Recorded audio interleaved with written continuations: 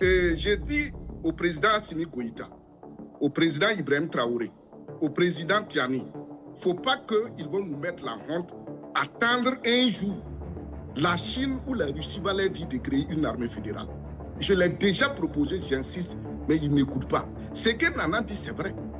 Et M. Nadambega, sur ce plateau, avait un mot qui lui était cher, l'anticipation. On a dit ici qu'il faut un état-major général de l'armée de l'AES. Il faut un ministre de la Défense, un ministre de la Communication, il faut un proto-gouvernement. Ils n'ont pas écouté. Voilà aujourd'hui où ça nous amène. Il faut objectivement qu'on s'organise pour qu'on voit que les Africains, pour quels sont les enjeux? Les enjeux, c'est le Liptako gourmand. Cette zone-là qui est riche, on n'a même pas bien délimité les frontières que la France et l'Europe veulent conquérir. Et l'Algérie elle-même. Pourquoi De Gaulle n'a jamais considéré l'Algérie? À cause de son pétrole. De Gaulle voulait faire de l'Algérie un territoire français d'outre-mer. Il ne considère pas les Algériens.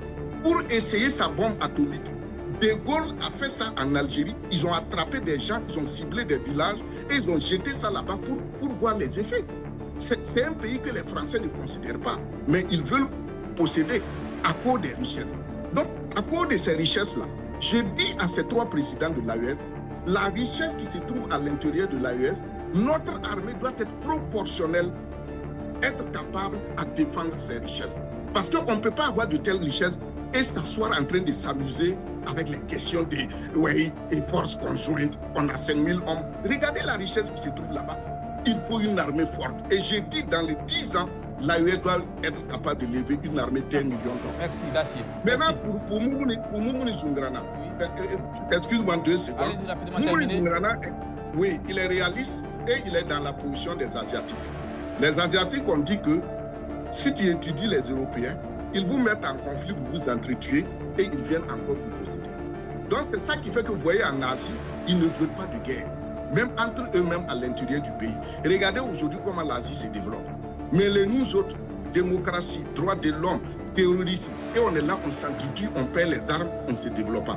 Donc je suis d'accord aussi avec Moumouni Zungrana, il faut être réaliste pour savoir limiter notre terrain de guerre, pour ne pas être sur tous les fronts et perdre les moyens pour s'acheter des armes et ne pas vraiment aller vers la science pour le développement. D'accord. Merci, Dacier.